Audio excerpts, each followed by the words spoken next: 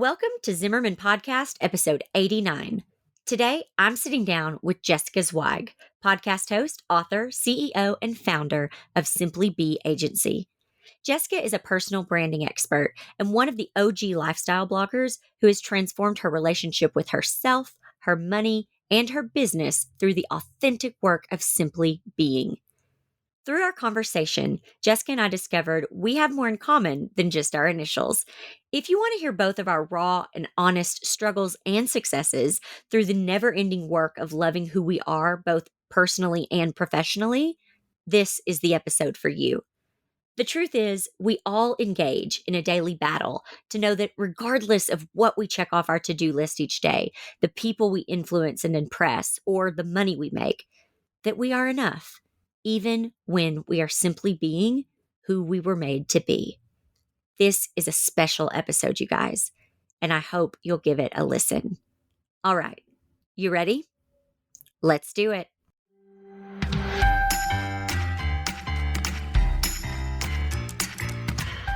I'm Jessica Zimmerman, and this is Zimmerman Podcast. I'm a serial entrepreneur, mom to 3, and professional oversharer who has spent a decade building my business and helping others do the same. From wedding floral design to business education, features in Martha Stewart Weddings and Forbes magazine, and even writing and publishing my best-selling memoir, Sleeping with a Stranger, my business has kept growing, evolving, and changing year after year, just like me.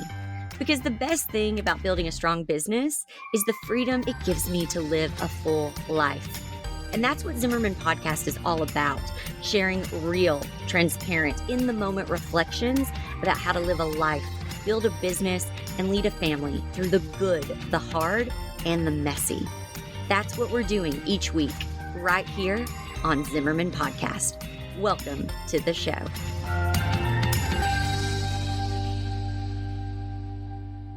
Jessica, welcome to Zimmerman Podcast. I am so excited you're here with us. Jessica, we have the same name and same initials. I'm so happy to be with you. Thank you for having me. You're welcome. And we, for everyone listening, we tried to do this episode a few days ago. We had some technical difficulties, and so we're redoing it. But one of the things that we discovered the first time we talked, which I laughed so hard, was you go, "Hey, do people call you Jay-Z?" Yeah. And I was like, "Yes, they do." Okay, so listen, for Zimmerman listeners who don't know about your business story and about you, can you just tell us a little bit about what you do, how you've ended up here, and what you're working on right now? Of course. So I run a business called the Simply Be Agency, and we are a personal branding company located in Chicago, serving clients all around the world. We actually have a client on every continent. I've got a book coming out in February called Be a No Bullshit Guide to Increasing Your Self-Worth and Net Worth by Simply Being Yourself. And I've got a podcast, and I've got a 12-person full-time team, and we work with amazing executives and entrepreneurs and helping them to build their platforms and really scale their message and their impact. But that's the story that, you can Google me or look me up on Instagram and see that, right? But what I would really love to share, with your audience, because I think we forget so easily the story behind the story, or don't even see the story behind the story. And I couldn't effectively be, who I am today with this quote unquote success without the hard fought journey that has brought me here. And, I'm really clear that I want to not only share my truth story, but inspire hopefully other people to share theirs or to feel less alone on their journey towards their dreams or success or fulfillment and whatever that looks like to them. And so I started my career as an entrepreneur at the wee age of 26 back in 2008. So I just gave away my age. I don't typically like to do that, but I'm older than I look, and hanging on to that fact. And I was, green as grass when I started my first business. It became the most popular online magazine in Chicago. It was called Cheeky. And it was an incredible chapter of my life. I ran that business for 7 years. We grew our audience to 100,000 local readers, all organically. We covered nightlife, fashion, fitness, restaurants, arts and culture. We partnered with every single hotspot in the city. We were sponsored by major Fortune 500 brands. Like, we're kind of like the OG fashion and food blog back in the day, from like 2008 to 2014. Got onto social media at the very beginning of that wild, wild west frontier, when it was like just Facebook and Twitter, and really learned the space and built this like massive platform that everyone thought was super sparkly, and everyone wanted to work with us and work for us and, partner with us. And I was, to be honest with you, Jessica, like the biggest nerd in high school. I was so bullied. I was never fit in anywhere. So you can imagine the retribution that I felt in my late 20s to all of a sudden being this like cool girl in Chicago that had this ability to get into any nightclub I wanted whenever I wanted. Like, there was a lot of ego driving me in that chapter of my life. And to boot, we were broke. We had a very poor revenue model. It was very cyclical, very feast or famine as far as like sponsorships and advertising from brands was concerned. I had a business partner at the time, which, we were like sisters. There's, a lot of love, a lot of hate, got really toxic. And I was toxic. I was partying 6 nights a week. I was, running on ego. I was suffering from anxiety and depression, and getting physically sick. I had chronic autoimmune issues that started to form during that 7-year chapter. I was in debt. We were $75,000 in debt, in fact, by the end of that chapter. And it took a full-on breakdown, reckoning, acknowledgement of my own responsibility in this mess that I had somewhat created, and to own that I was in fact the opposite of authenticity, which is what I preach today. But I was totally out of alignment, not in integrity, not integrated in who I was representing myself to be in the public eyes, and who I was really being inside and behind the scenes. And just made so many mistakes in that business. It was my first business. I went to school for theater, then became an entrepreneur. So I knew nothing about technology, about business. I learned everything as I went along. Like, I truly faked it till I made it. But there was also a lot of mistakes and failures along the way. And so I left Cheeky in 2014. It was a terribly hard decision, but it was the right one. And that's the thing about right decisions. Most of the time, they're not always the easiest. And I ended up, walking away from that business. And it was a crossroads moment for me, because my business was me. And I think a lot of your listeners are probably entrepreneurs who, run their own thing. And so it's like, they know that your business isn't separate from you. It's you. It is you. So how can you stop doing it? It's like cutting off your own arm and losing your entire identity. And that's the choice that I made. And it was fascinating in a sense, because, it felt right. And it was in many ways, a spiritual awakening. But what really sent me on the path of what I'm doing today was when I left Cheeky to start what I decided to call Simply Be Agency back then. One woman show, just me, consulting, wanted to just eat what I killed, lay low, and get some clients. I got clients overnight. Like, I launched this business by the virtue of my own personal brand that I didn't even realize I had. I left Cheeky, announced this on Facebook, one post, and an email I sent to my network, BCCing a couple hundred people, and that was it. And within a freaking week, I had 5 figures worth of client retainers and like a line out the door. And I had no idea that I even had this asset in myself, in my name and my reputation. Because remember, everyone from the outside thought I was killing it. And yeah, I built this thing, and it was an asset and an expertise that I had. And that was enough information for them, these prospective clients, to just pick up the phone and call me instead of the other way around. And that was my aha moment on the power of a personal brand, and that it can be the only marketing tool you ever really need, because people want to do business with you. It didn't matter that I was no longer Cheeky Jessica. They just wanted to work with Jessica.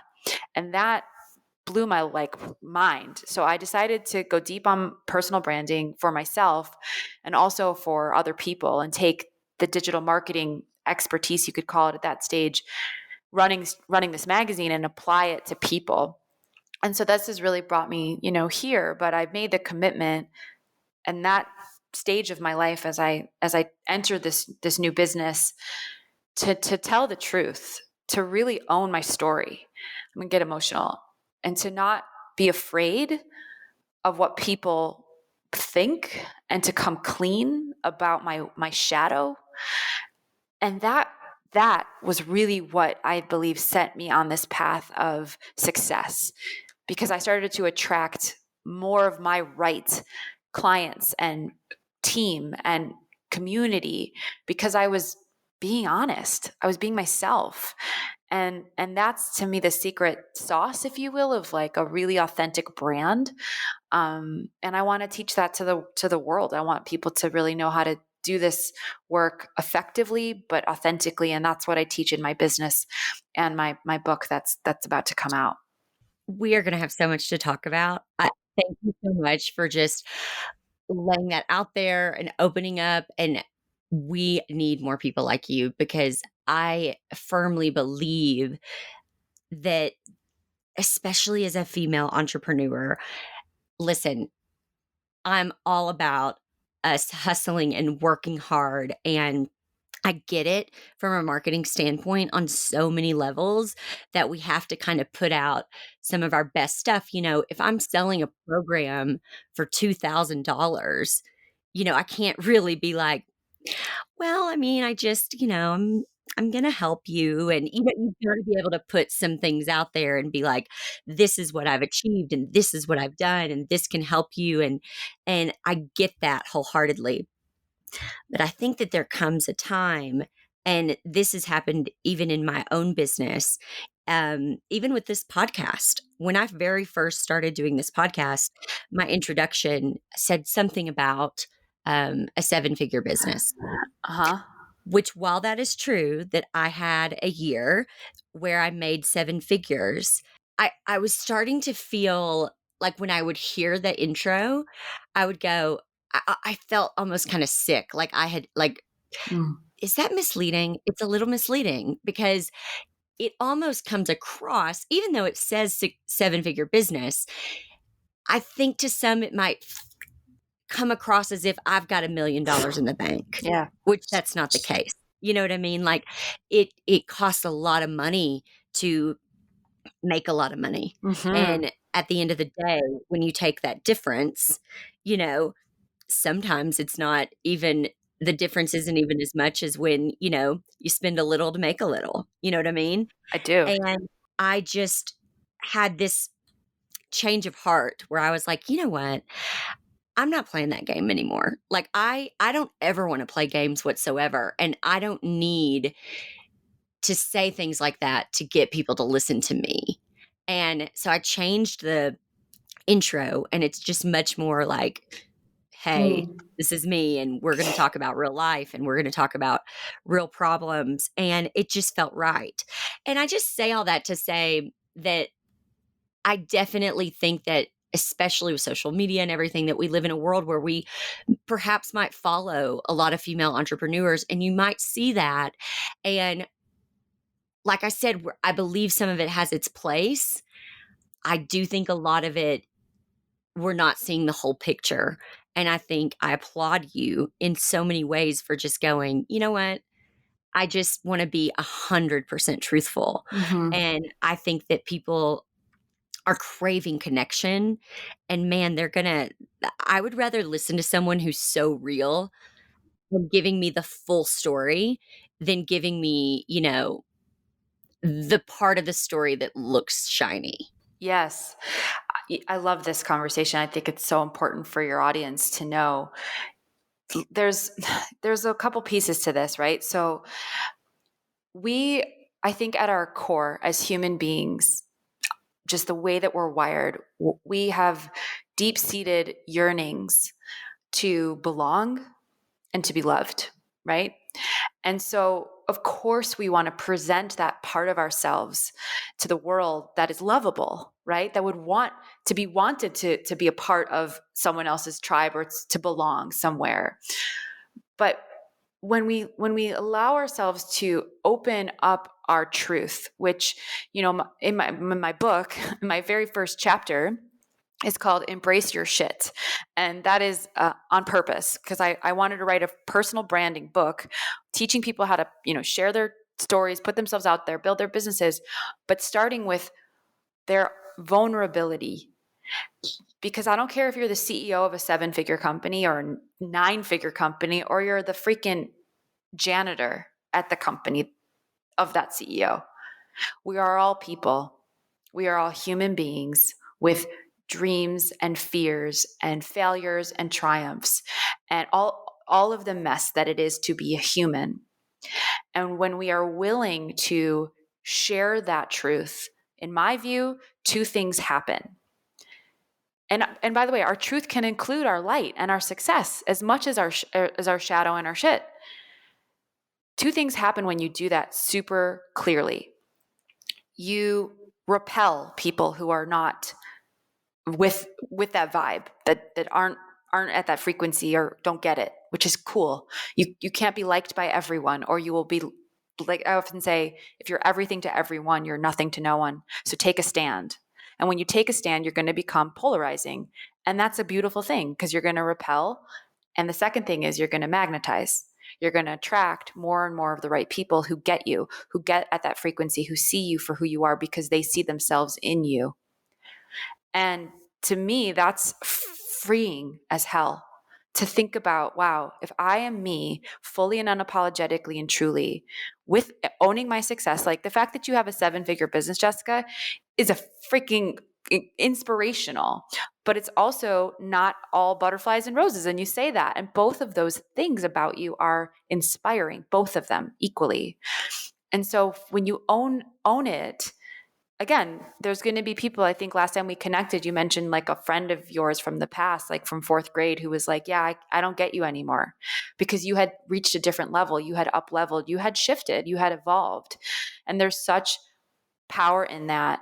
And a reminder to those listening who are afraid, to be unliked, because again, we want to all belong and be loved, that it's okay to step forward into who you are, because you will ultimately find the right belonging. You will find the right true love, whether it's in business or your personal life or your community. And that's really what I want to encourage people, to remember every day with my work. It's such good work. It's such good work. Yeah. And just to go back for just a second, the last time Jess and I talked, we said, I was just telling her, I said, I have this friend that I've had since 4th grade who I love and adore. And um, we had a conversation, and she had said to me, I had to stop following you on Instagram. Or I don't even think she said that part to me. I noticed that she stopped following me on Instagram. And I didn't say anything to her about it. But she had said to me at some point, I just felt like everything you were posting was inauthentic. And I remember thinking to myself, that's the most authentic I've ever been, actually. And it was this really powerful shift for myself, where it was almost as if, and listen, I don't mean what I'm about to say in any way to come across as like better than in any way. What I mean is, I visually saw almost like the 2 of us were in an egg, and that I had hatched out of the egg and she was in the egg, which maybe in the egg is exactly where she's supposed to be, right? It was just the idea that she and I had for one another. I had outgrown that. And instead of sitting there and being defensive and being like, are you kidding? Like this and this all happened to me, and this is real, and this is the most authentic I've ever been. When you're finally brave enough to, actually be vulnerable and share the real you, there are going to be people in your life who aren't comfortable with that. And that doesn't have anything to do with you. And that was a moment where I just realized it was such a growth moment for me, because I thought, there's no reason for me to defend myself. There's zero reason for me to prove my authenticity here. I just see so clearly that I've outgrown her idea of who she maybe even who she wants me to be. You know what I mean? And that has nothing to do with me, and that's okay. And it's funny because my best friend, she does not understand why she gets it, but she's like, "I don't understand why you don't just, like, stand up and say something. Because in a lot of ways, I very much will stand up for myself, but in this way, I it was such a clear recognition of she's just never gonna understand that, or at least not right now. And so it's totally okay to be like, "You know what? We are where we are, but I have to move on, and if you can't fully grasp that or see the good and the growth and all of that, like, that's okay, but I can't stay back here for you." Snaps. So good. So good. I mean, you said so much there that I want to pull apart. Like, it's nothing to do with you. And it's so hard when we have these like intimate relationships that are in some way, an enmeshment in our lives. And then they choose to uninsert themselves. They choose to project a judgment, make a comment like that, and to really see the forest from the trees, to zoom up, as I often say, and look down at the situation and understand fully that that is not your story. It doesn't belong to you. It's them. And there's no judgment on that side. Like, bless and release. Like, that is really, really, really hard work and very important work for your audience to hear in such a beautiful example of you. And also, you said the word brave at some point, and like, I just want to really commend you and acknowledge that, because it is so scary to choose to up level and to let go of people and things, but also, people, because we're human, we're all like relational, that no longer are at your vibration, that no longer serve you, that no longer see you, and not make them wrong for it. That is even braver. That takes even more strength and wisdom.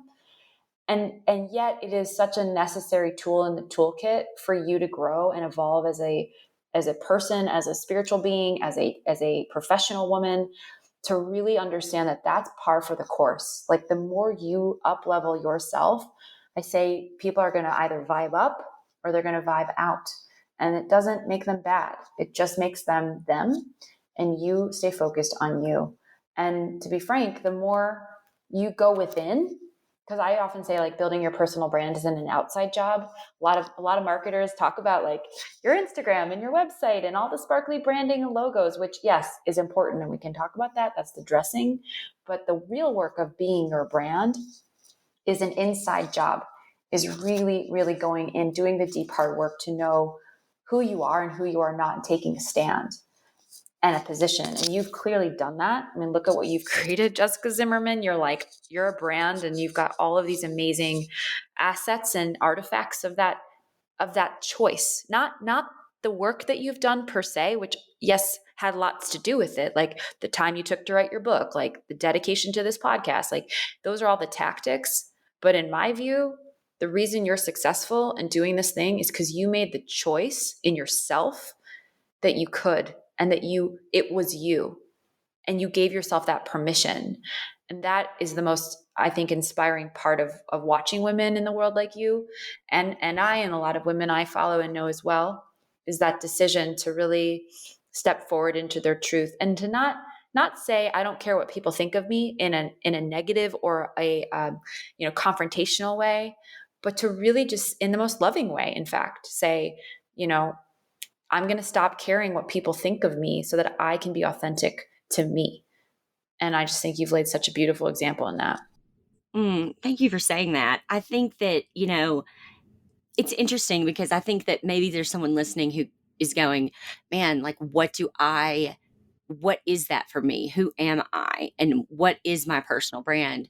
Which, first of all, I just want to say really quickly, and I've given this example before, but I became a believer in personal branding. And I'm also going to, give away my age here. But when Newlyweds, that reality show was on MTV. It was with Jessica Simpson when she was married to Nick Lachey. And I remember listening to an interview of her father, Joe Simpson. And here was Jessica, and she had this beautiful voice, and she made these records, and they weren't selling. And he actually had this idea. He said, if people could just get to know her, they would fall in love with her. And it isn't about the product, it's about the person. And then when people fall in love with the person, they want to support the product. And it's so interesting because I was young when that happened. I'm pretty sure I was a teen, 18, 19, I can't remember. But I just remember being like, that makes total sense to me. It made so much sense to me. And it's really, really true. I mean, if you think of anything that you purchase and you think of why you purchase it, oftentimes it might be because of who endorses it.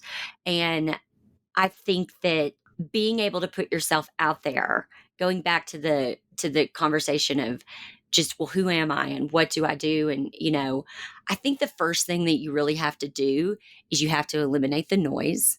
I think when we consume so much, that's all we do all day. We're consuming emails, we're consuming social media, we're listening to podcasts, we're listening to the radio, we're watching TV.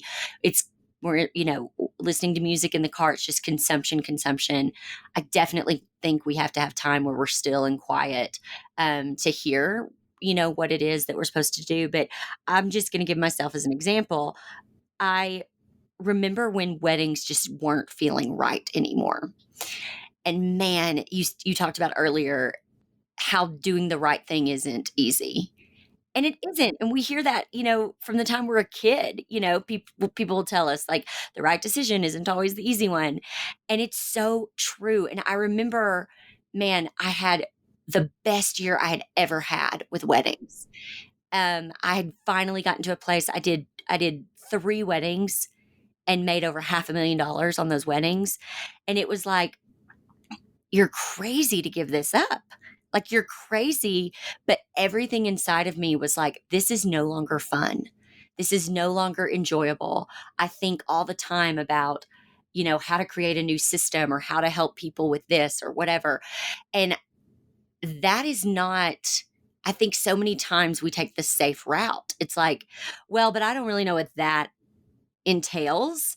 I know that I can do weddings and I know I can make money and I can provide for my family. So I'm just going to keep doing that. And I think that's when people get burnout. And I think that's when people start to get depressed. And I think that's when people start to get those autoimmune disorders, like you're talking about, is when you are stuck in a place that is no longer serving you. I believe that your body is constantly telling you what you need to do next. But when we are not still enough to listen, I believe that we get stuck. And that's what burnout is when you are literally stuck in an emotion. An emotion has a beginning, a middle, and an end. And if we can't get through it, then we are going to continue feeling that way. And we've all felt burnout. And it's like, that is no way to live our lives at all. No, it's not. And I think so many people feel burnout and are like nodding their heads, probably listening to this, because I think we go through waves of it. It's not like you burn out once and then you never burn out again. Like for me, at least it does rear its ugly head, from time to time, but the stillness and getting quiet, like you mentioned, that is part of the work to really, I heard Elizabeth Gilbert once say, I saw her speak, like, listen to the whispers before they become screams. And the only way that you can really hear the whispers is if you slow the fuck down. And if you don't slow down, your body is going to slow you down for you. You're going to crash. You're going to burn out. In fact, back in the cheeky chapter, when I was running 1,000,000 miles an hour, operating from ego, contracting the autoimmune diseases, all the things, I had to have surgery on my sinuses because I had 9 sinus infections in the span of 12 months. And if anyone's listening and knows what that's like, I was sick for the year. It was hell. And I my sinuses were so impacted and inflamed that they couldn't drain, which is why I kept getting sick. So they had to put me under and basically slice open my face and open up my sinuses and like fix my nose. And it was horrible, very intense surgery. And I was in recovery from that surgery. Okay. So your body is far more intuitive than your mind. And my mind thought I would be back to work running cheeky in a few weeks. Well, a few weeks became 2.5 months. And I had a full-on nervous breakdown towards the end of that healing because I was so uncomfortable sitting still. I like basically went crazy. I was like, I had multiple breakdowns towards the end. And then one of the biggest breakdowns was really the catalyst where my inner voice, my whispers screamed at me saying, you need to change course. You're not in alignment. Like cheeky is actually not what you're meant to go back to do. You're meant to go do something that's more serving to what you really want. And I couldn't even tell that cheeky wasn't really what I wanted because I was running so hard, so fast, running on fumes in that burnout phase for a while. And I have this little tiny tattoo on my wrist, which you can't see because we're on this call. But if I would show it to you, it says "Simply Be" on my wrist, on my right wrist, and it had been there for years and years. Just thought it was a cool saying. And one day, one of those breakdowns in my healing, I got that clarity, and I looked down at my wrist, and I heard my higher self say, "You need to leave cheeky, and you need to go off and start something new and different." And it doesn't matter what you do with it, but you have to call it Simply Be, because that's your reminder to always be in alignment with your truth, to know that your existence is enough. You don't have to push and prove that you are here to teach other people that in some shape or form. And that's the calling that I followed. And it was the hardest thing in the world. Like I had to hire a life coach. I had to hire an attorney. I went through a very nasty business divorce with my ex-business partner. I again had to announce to the world that I was basically cutting off my own identity, all the things I said. But it was, to be honest, because I got still enough to hear my truth. And so I am hoping that, I would never wish a surgery and like that kind of breakdown on anyone. You can build in those micro moments in your day-to-day life to be with yourself, to sit still, whether it's taking a walk in nature, meditating, listening to music, journaling, like get inside of your heart, out of your mind and into your body, and to really feel and hear your truth. And that will be your guiding light. And I so relate to your story of your best year ever wedding planning, like, and it not being what you really wanted. Your truth was not in alignment. And alignment, I think, really is the sauce to living this life that feels good. It doesn't have to be sparkly on Instagram. Don't have to have millions of dollars in the bank. Does your life feel good? Does it feel like it's yours and not what the world is projecting onto you? I think those are such important questions to ask. Absolutely. And gosh, I feel like I'm so glad I have your phone number. I feel like we're going to become new. Yeah, girl. I really do, because there's so much that when you find someone who believes, these core things, that you also believe, I mean, it's just, you just want to hang on to that person.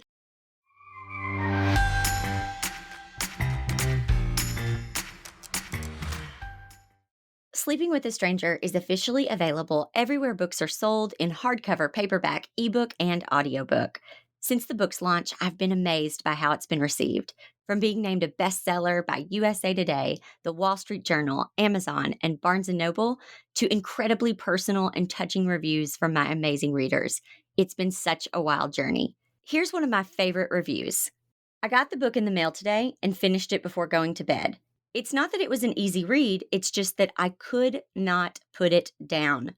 There were so many truth bombs that I could resonate with in my own life, but I will have to skim back through a second time to highlight them since I couldn't stop long enough to do so the first time.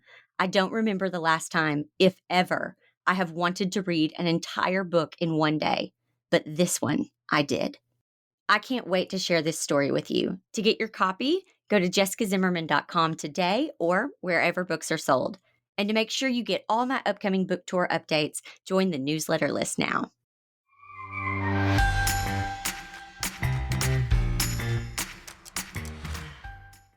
in my book, Sleeping with a Stranger, we're about to get real honest. It talks about exactly what you were saying about how if you don't take the time to stop, like your body is going to stop you. And just like what happens out of that. And one of the examples that I give is my husband, who had gone to college and gotten his master's degree and taken the Series 7 and spent a decade in finance, to be this financial advisor. Everything in his body, soul, mind was saying, you do not belong here. But he wouldn't stop because to him that felt irresponsible. That felt, um, why would I have spent this money getting this education and these tests and all the time studying if I'm not going to do it? And I think one of the biggest lessons that he and I both learned during that time is that you develop skills along the way that you are going to take with you in the next chapter. I don't really think, maybe for some people, maybe there's a few people out there that were really meant to know exactly what they're going to do at 18, go to school, get that degree, become that doctor, and be that doctor, that attorney, or what, that CPA, whatever, until they retire. And that is exactly what they want to do. And that makes them happy. And for those people, I say, congratulations. I think that's incredible. But I think the vast majority of us are meant to gather skills, take those skills with us to a new chapter, gather some more skills, and continue to build almost this incredible toolbox that's just leading us to our kind of our ultimate destination. And I think when we finally can look at it through that lens, that's a lot more freeing. Like that enables us to go, okay, so I'm not a failure if I quit doing weddings. People aren't going to look at me and think I'm a failure. I just learned some incredible skills doing that. And now I'm taking that with me on my next journey. I mean, for me to go from, doing rentals to doing florals to doing wedding planning to then writing a program that teaches people in the wedding industry how to make money to then writing additional programs to then writing a memoir you know what I Mm. mean? Like all of those tools that I gathered in each phase led me ultimately to writing that memoir. And what I want to talk about for just a second about how scary that can be sometimes and how we do have to take the time to just go, okay, I got to be real quiet and I got to just, who is my authentic self today? Because who I am today is different than who I was 2 years ago. And even last year I was balls to the walls. I mean, just writing that book and getting it published. And right now, it's interesting because just yesterday, I had this moment where I had to say to myself, Jessica, it's okay. Like, it is okay. You don't have to push and prove. You can just enjoy this journey and share just your travel vlog, and that is it. Because I had told myself and my Mm. team that we would blog 5 days a week. We would continue to just get content out 5 days a week.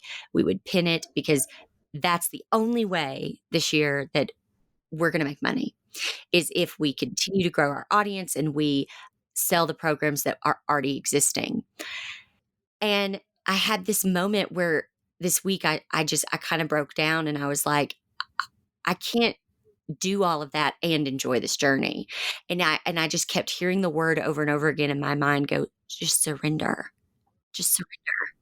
Like, what is the only thing you want to be doing right now? The only thing I want to be doing right now is traveling with my family, documenting it, and sharing that.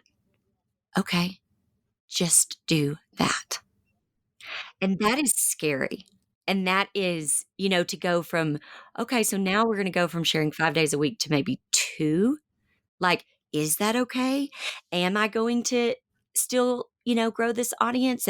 But what's interesting is once I finally said that out loud and I said that to my team, my shoulders like my body literally felt lighter.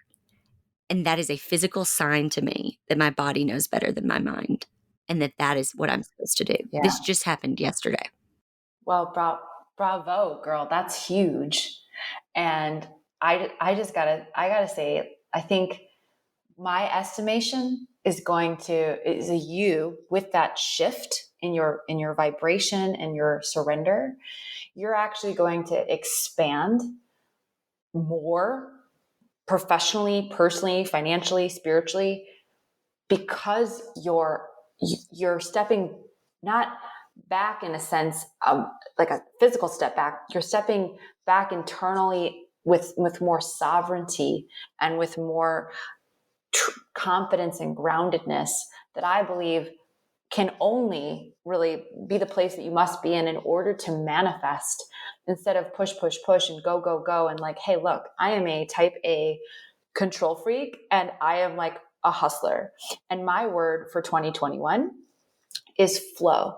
I have a few words, but flow is like my favorite. And it's practicing exactly what you just described, is surrendering, trusting, zero resistance, really allowance. Like that to me is this whole new side to living a big life, like really letting it be and not needing to push so hard. In fact, the opposite is the energy that I think really will ultimately create what I truly want, versus grinding away at it.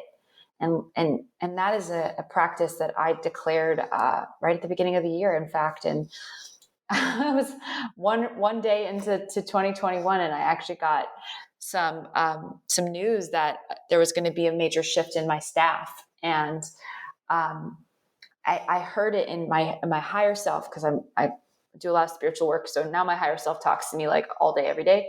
And it was a big update. I kind of had a feeling, this person was going to leave, and in a way I wanted them to, but it was also kind of complicated. And I didn't want to have to make the first move, for lack of a better word. So she did, which was shocking in the moment to hear to some degree. But I heard my higher voice say it in the moment, literally, this is happening for you, not to you. And I was just like, all good. Okay, let's Yep. go. This is meant to Yep. be. And so I'm really glad I have your phone number too, because it sounds like you and I are, and my husband is a financial advisor too, by the way, and like has been on Crazy. such a journey with his career. Crazy. Same initials, all the things. Like we are I think energetically so connected. It's amazing.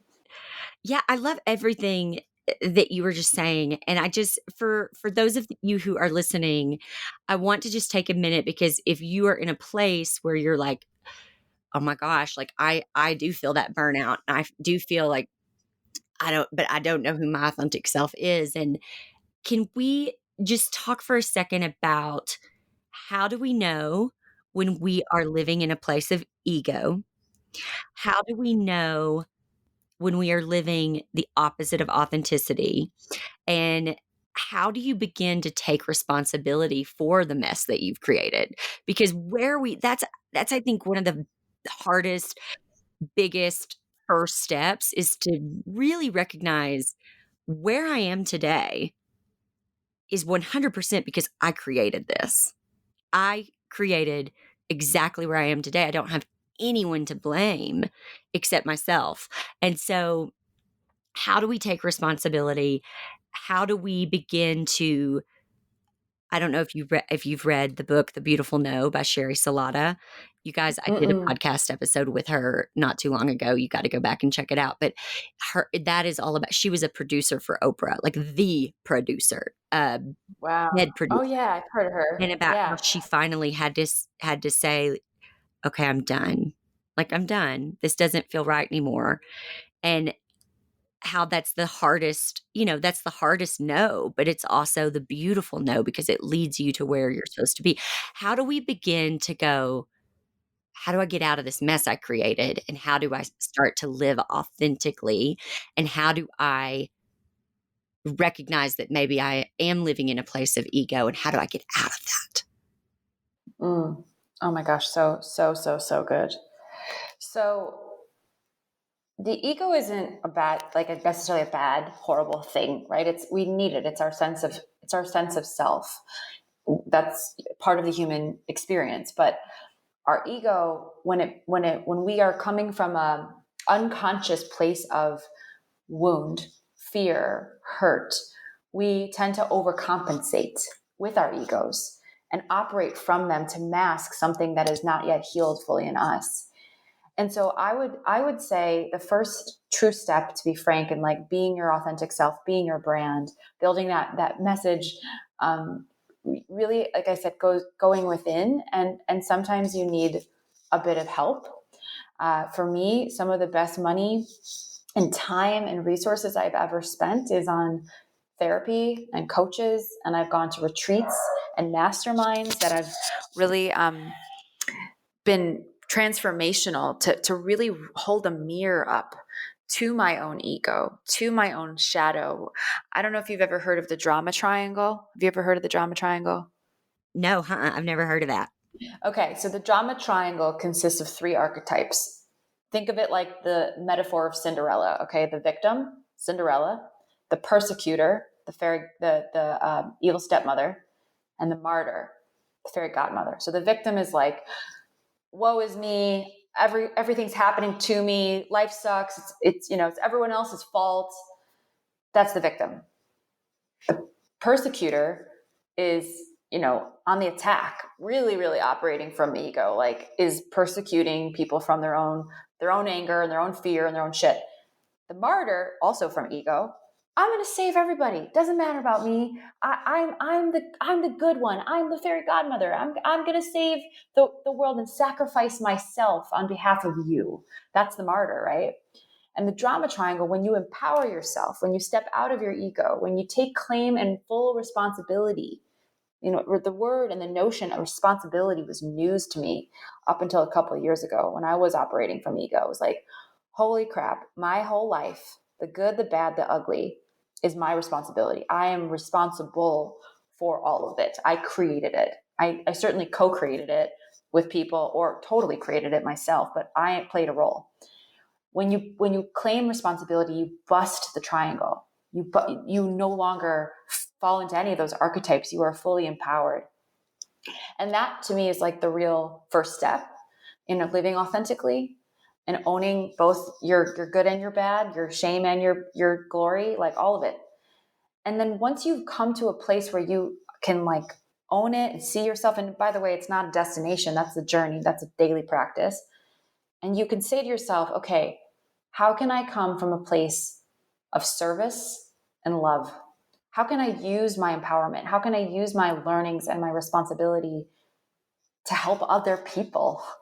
That to me is the most authentic thing we can do is to be in service. And to be in service doesn't mean to like start a life coaching business maybe, or stand on a stage and preach.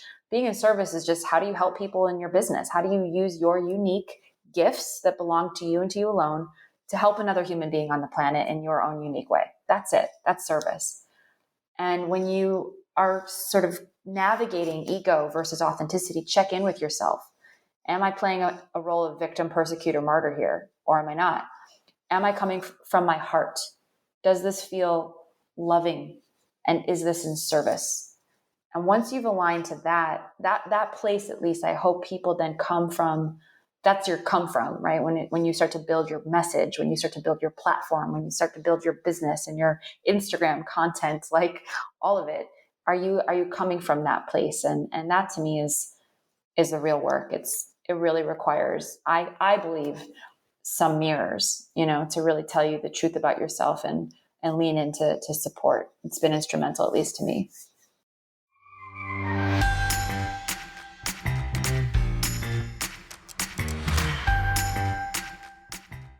If you want to build a great business or live a good life, you've got to plan for it. Every year, I take a whole month to reevaluate the past 12 months and figure out what worked, what didn't, and how I can create a life I love for the following year. I teach you my exact planning process in my program, Know Your Numbers, Annual Planning for Your Best Year. If you want a free training to get some tips on planning your best year yet, go to zimmermanpodcast.com/know your numbers. That's zimmermanpodcast.com/know your numbers.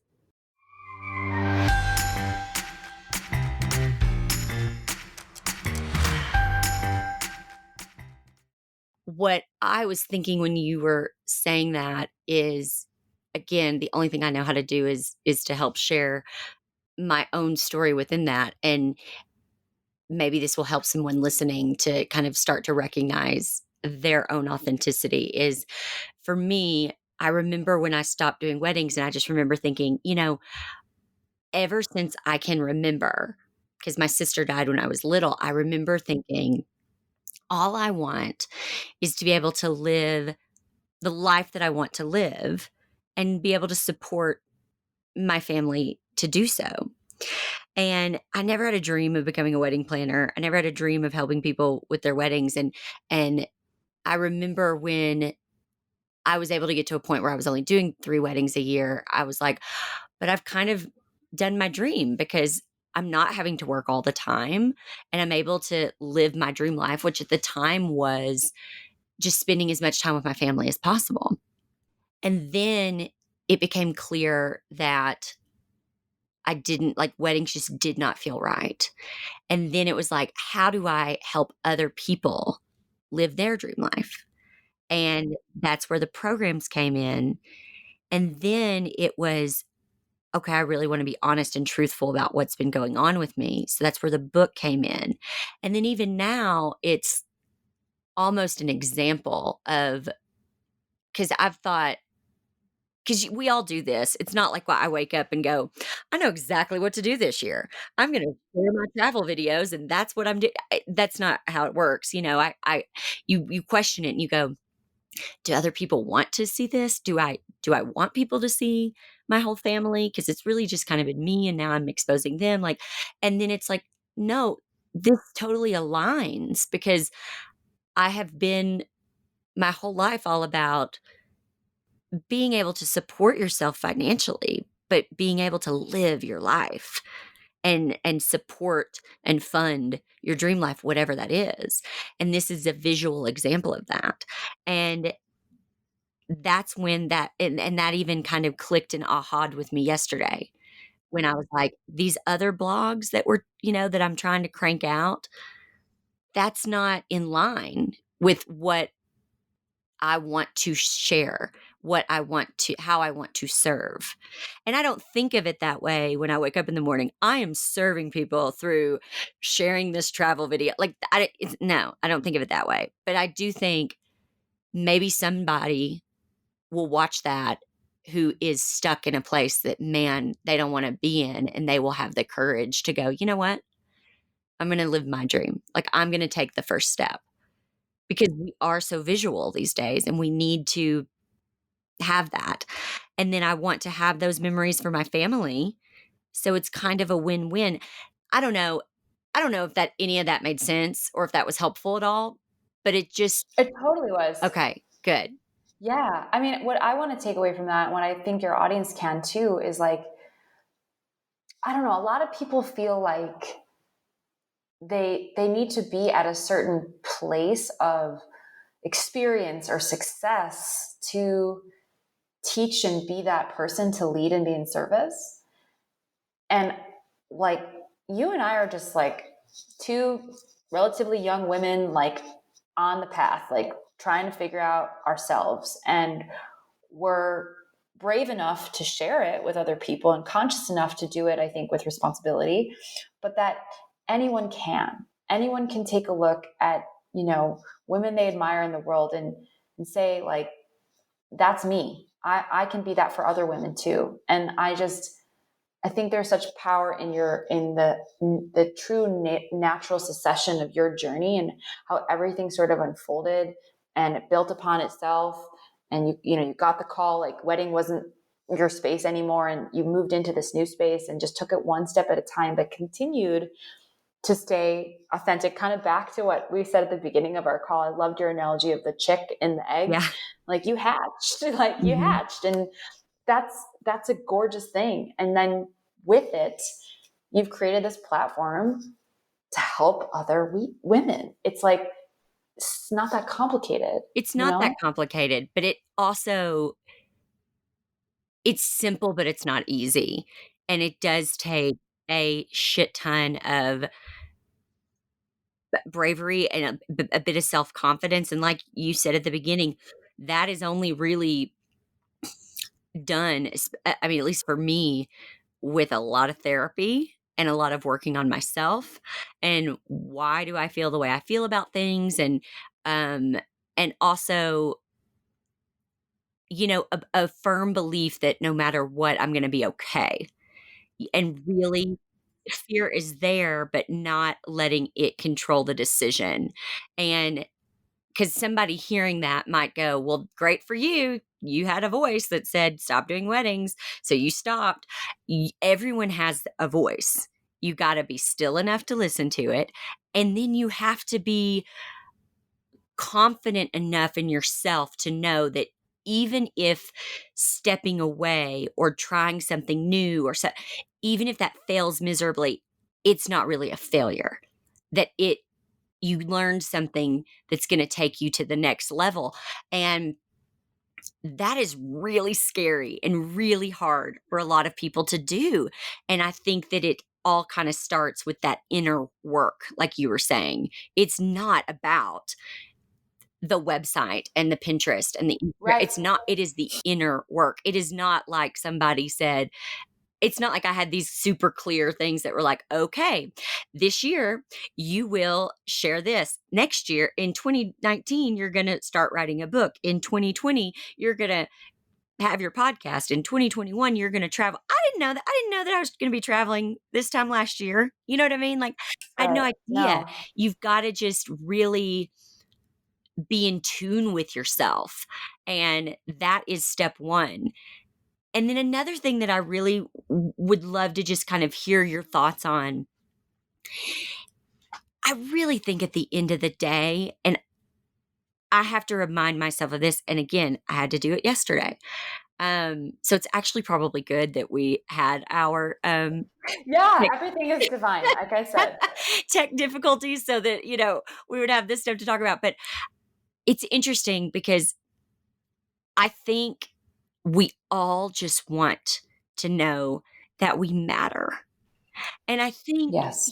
for me, when my sister died and I grew up, uh, even though I was a second born child, the world saw me as an only child.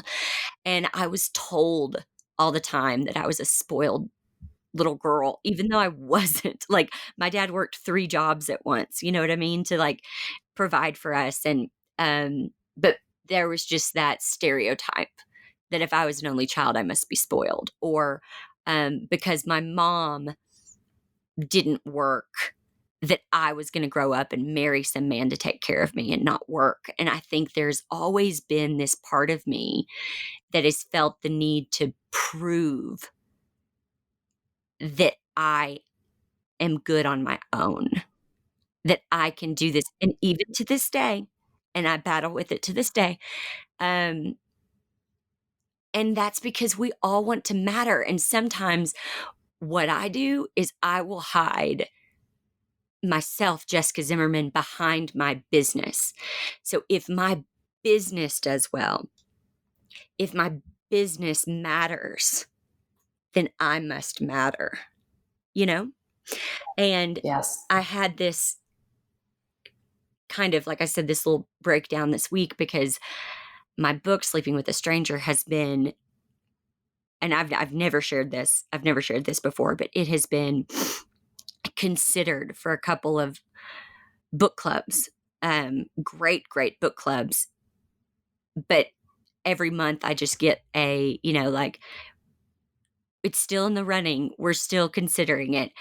And it almost is like a toy with my emotions. It's like, just say yes or no. Say it's good or say it isn't. You know what I mean? And there's part of me that's like, man, if it were in that book club, then that would prove that my work was good. that my book was good. If it had that seal on the cover that said that book club, like that means it's good. And I had to really sit with my husband yesterday and go, how does that change me? Like whether that seal gets on there or it doesn't, that doesn't change me in any way. Like I matter whether anyone reads that book or not. And that is hard. And I have to remind myself of that because I do come from a place sometimes where I think, okay, you've got to just surrender. Like you have to surrender that because you matter whether anyone else reads your book or not. Like if your business does well or your book does well, that it doesn't make a difference on you as a human being. And I do operate from that place sometimes. And I think a lot of people do. And I don't think we really I talk do about that too. enough. Oh my God. I really feel like we're the same exact person. like, really, like my whole, it's funny. Like, I feel like we are here to teach what we are here to learn ourselves. And, I'm here teaching simply being. And it's like, yet I feel like so much of my value and my worth is tied to my doing.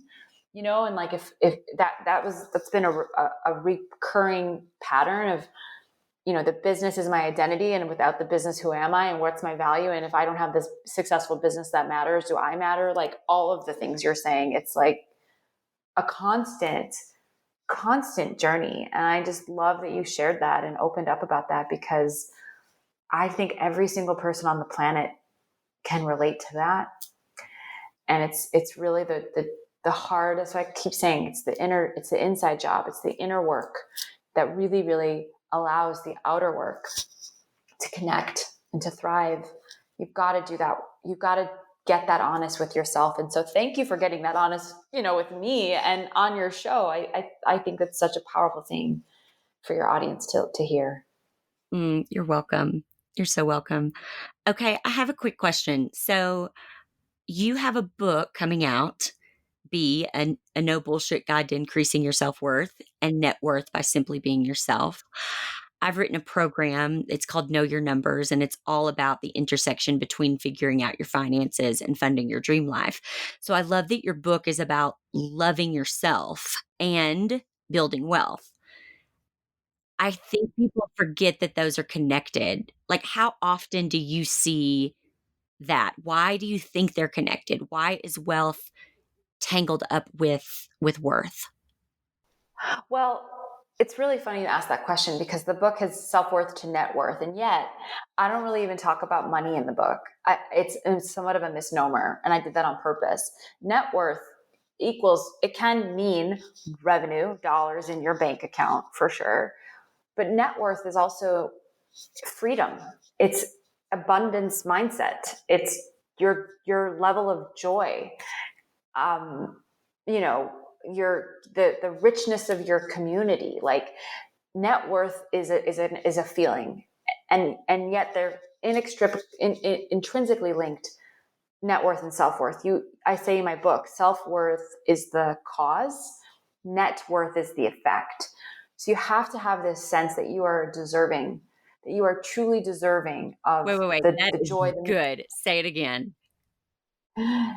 Self-worth is the cause, net worth is the effect.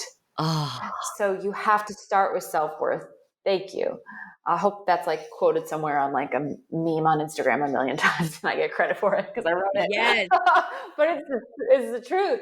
Like we have it backwards, and we want it. We want the shiny penny, but like we're the shiny penny. Like I'm the whole freaking piggy bank. Like that's the feeling. That's the energy that you have to choose. It's not like I checked it off and I'm good and now I know that I'm the piggy bank. No, like it is a daily practice of micro actions, choices, words, decisions that allow you to vibrate. I'm just going to go back to that, at the frequency of deservingness, and not cockiness, not overconfidence, just like the sense of deservingness. Like I have worked my butt off. I have paid my dues. I've been through this journey, whatever it is for you, but like really owning that you are worthy of being seen, of getting what you want, like being loved. You are worthy, period. End of story.